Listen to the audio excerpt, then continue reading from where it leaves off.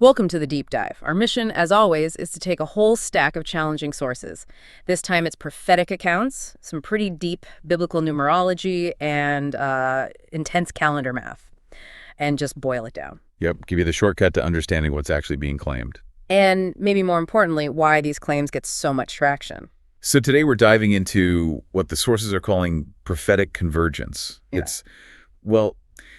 It's this idea that lots of different seemingly separate threads like personal visions, number patterns, historical dates, even dream interpretations, they've all somehow landed on the exact same date. For a huge event, right? Like Yeah. the rapture or the start of the tribulation. Exactly, a really pivotal moment. And the specific date we're looking at today is November 7th, 2025. So our job here is to lay out kind of step by step the arguments they use, biblical, historical, mathematical, to point to that specific day. Yeah, it's definitely layered, very That's so- complex, but we need to unpack that internal logic they've built. Because that internal consistency, that's really what makes it compelling for the people who believe it, isn't it? Absolutely. That's the driving force. So to really get it, we have to start where they started. The initial vision that apparently gave them the date. Okay, so where did November 7th come from in the first place? Well, the sources trace it back to a specific vision. Someone reported it around mid-October. They described seeing this huge figure called an angel who just shouted one thing. Just one message. Yep. The tribulation begins on November 7th. Very direct. No ambiguity there. Wow. Okay, that's a strong starting point. But like you said, one vision usually isn't enough for these kinds of predictions. Right. So the next step was to anchor that date somehow in Scripture, in the calendar system. And when they looked at November 7th, 2025, they found it lines up with the 15th day of the 8th month on the Hebrew calendar. Ah, and the 15th of the 8th month, that immediately rings a bell, doesn't it? Because of King Jeroboam. Exactly. You got Yeah. it. Takes us way back to when the kingdom split after Solomon. Jeroboam, he was the first king up north. Right, and he didn't want his people going back down to Jerusalem for the big feast. Precisely. So he just changed the date. The Feast of Tabernacles, God ordained it for the 15th day of the 7th month. Jeroboam just shifted it, moved it 1 month later to the 15th day of the 8th month. And these sources see that not just as history, but as like a prophetic marker. Totally. Right. They see that 8th month date as fundamentally illegitimate, man-made, a deviation from God's time. Okay. So therefore, they argue it's the perfect historical setup for a time of judgment or some kind of negative prophetic event. Yeah. It signifies this age that's been kind of tainted by human changes. Interesting. So the vision gives the date, Jeroboam gives it this sort of negative prophetic weight, but they go even further to refine the timing, right? Using Noah's flood. Yeah, the flood story is absolutely central to their calculations. Genesis 7.1, it specifically says the flood began on the 17th day of the second month, Heshvan 17th. Okay. So the argument is, if the world's facing another huge cataclysm, another separation event, it has to somehow echo that flood timing. So November 7th, which is Heshvan 15th, puts it in the right window. But the actual event might be closer to the 16th or 17th, mirroring the day the flood actually started. That's the idea. It aligns the modern event with that ancient pattern of judgment starting. Okay, so they've got the date, the historical context, the flood parallel, but then comes the math, the 117 code. Right, and they really present this as the mathematical proof. Calling it a code makes it sound deliberate, not just coincidence. And 117 comes from the flood date components, right? Genesis 7.1, so the 1 and the 17. Whereas at 7:11, Genesis 7.11, okay, chapter 7, verse 11. But the date itself is second month, 17th day. Where does the 117 come from? Good catch. It's actually simpler. They focus on the verse number itself, chapter 7, verse 11, so the 7 and the 11. Then the flood date, 17th day of the second month, gives the 17. They seem to weave 7, 11, and 17 together, but often emphasize the 117 derived from 7.1 and perhaps linked to Psalm 117. Let's focus on how they use 117. Okay, so the numbers 7 and 11 from the verse reference and 17 from the day. How does this 117 pattern show up elsewhere? They point to 4 key places. First, Genesis 7.11 itself. Second, and this one's huge for them, Psalm 117. Why Psalm 117? What's special about? Okay, get this. They highlight that Psalm 117 isn't just any chapter.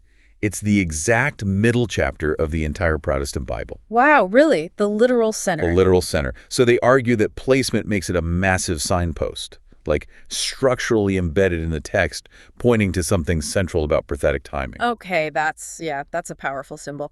So we have the beginning, Genesis 7.11, and the center, Psalm 117. Where else? Third is Revelation 11.7. Revelation 11.7. What happens there? That's the moment the beast comes up from the abyss and overcomes the two witnesses. Yeah. A major, major turning point in the end times narrative. Again, marked by the 11 and 7. Foundation, center, and climax. Yeah. Okay. And the fourth one involved some counting. Yeah, this one's a bit different. It involves adding up chapters in the New Testament.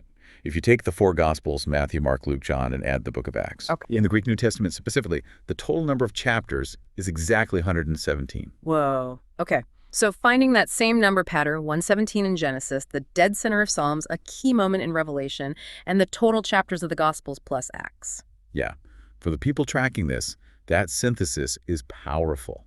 It suggests the timing isn't random, it's mathematically embedded across the whole Bible.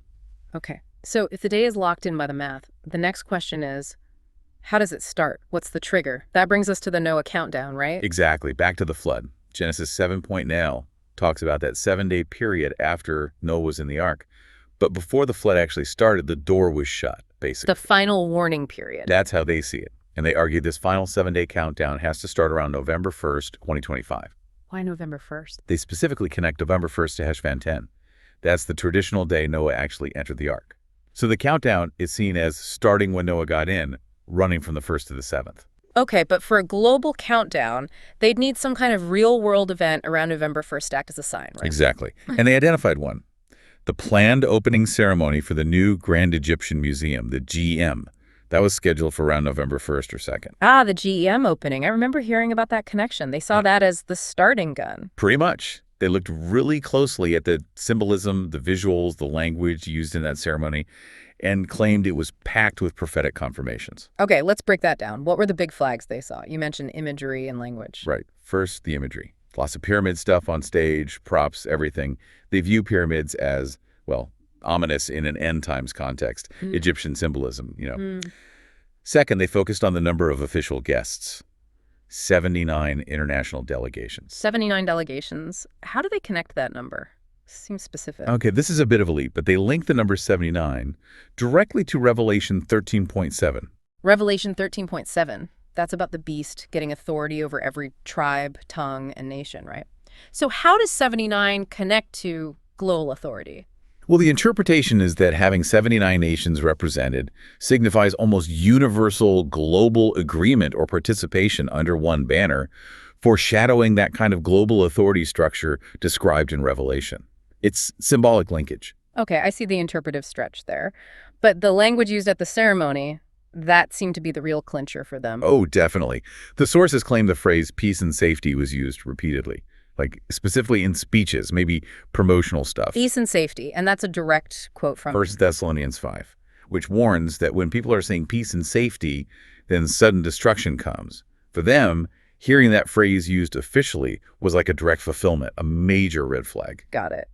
And connecting back to Noah, there was a visual thing too. Yeah, the Egyptian solar bark, it's his boat associated with the sun god Ra. They used that imagery in the ceremony. And the interpretation was that it visually represented Noah's Ark being lifted up by the floodwaters. So the GEM ceremony, in their view, visually signaled the rapture, the Ark, being lifted before judgment falls. Okay, so the signs point to the timing now. So to get really precise, nailing down the exact moment of the harpazo, the catching away. This involves dream codes and this Swahili clock thing. Right, this is where it gets really granular, almost forensic. Various sources reported dreams featuring a clock showing the time 1.26 a.m. 1.26, or the number 126. That became the key number. Exactly. That's the anchor. But obviously 1.26 in the morning doesn't seem like a likely time for a global event for everyone. Right. So they needed to translate it. And that's where the cultural clock comes in. How does 1.26 a.m. become, what was it, 7:26 p.m.? Okay, so the explanation goes like this. In some cultures, particularly Swahili tradition apparently, timekeeping starts at sunrise. So 6 a.m. is considered the first hour of the day. Ah, okay. So there's an offset from our standard clock. Right. Typically a 6-hour offset. Yeah. So if you take 1:26 a.m. on a standard clock and apply that traditional Swahili plus 6-hour offset, you land on 7:26 p.m. But hang on, why are they so sure that specific cultural clock applies to a global prophecy? Is that explained, or is it sort of reverse engineered to get to 7:26? Well, they present it as necessary. The dream time of 1:26 a.m. is seen as coded time. It needs this specific cultural key, the Swahili clock, to unlock its true prophetic meaning. They also mention factoring in daylight saving time shifts to really nail down that 7 to 6 p.m. time slot. Okay, so they arrive at 7 to 6 p.m. Why is that time so significant? This is the linguistic validation part. If you take 7.26 and look it up as a number in Strong's Greek dictionary, Coordinates. Strong's number G726 corresponds to the Greek word harpazo. Harpazo, which means to seize, to snatch away, to catch up suddenly. Exactly. The very word used in 1 Thessalonians 4.17, the key rapture verse about being caught up. Wow, okay. So the dream gives the number, 126. The cultural clock gives the time, 7:26 p.m. And Strong's confirms the meaning.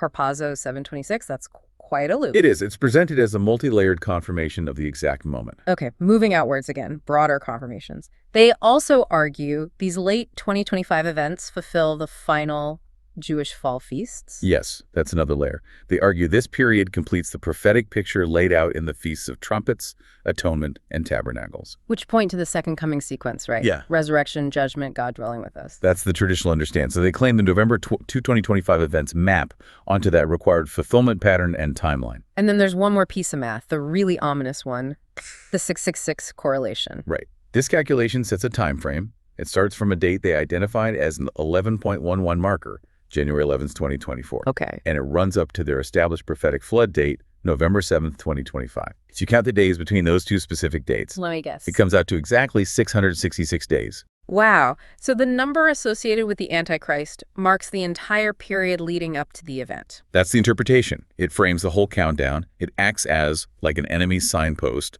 confirming the end times context by marking this final period of human systems before the divine event. But wait, if everything relies on such precise dates and times, you mentioned they worry about calendars. Oh yeah, big time. They express real concern about whether our standard calendars and timekeeping are even reliable anymore. Oh, so? They bring up things like the Mandela effect, the idea that reality might be subtly shifting, changing details in history or records. And they point to specific discrepancies they found on astronomical websites like moongiant.com regarding lunar cycles. So if you can't trust clocks or calendars or even websites, what do you trust? The moon.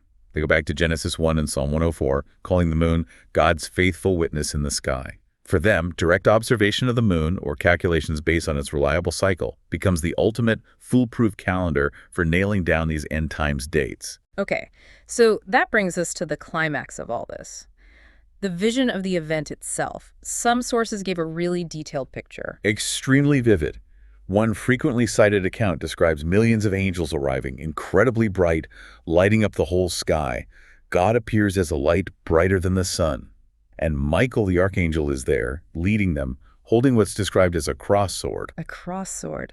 Wow. And is it everyone being taken, or is it selective? Highly selective, according to the vision. It says angels physically come down and grab people identified as the pure. The pure. Who does that include? The vision emphasizes children, teenagers, and young adults mainly, plus some older people. But it's definitely not universal. And what about those left behind? They're described as immediately falling to their knees, just in shock and sudden realization. It specifically mentions these are often the ones who mocked the warnings or just refused to believe it could happen. And the earth itself, what happens physically at that moment? Instant chaos. A massive earthquake starts immediately. The vision says as Michael raises his sword, cities just crumble. Buildings fall. Total destruction begins. But is it just destruction, or is there a purpose to it? It's interpreted as the Earth starting to reset itself, like shaking off human civilization to return to its former glory. Nature reclaiming everything. And the people who are taken, where do they go? The vision calls it the kingdom of light, a place for resting and for reuniting with loved ones who had already passed away. Interesting. Yeah, and there's a poignant detail. The vision mentions that even some who are taken are still filled with self-doubt, questioning if they were worthy.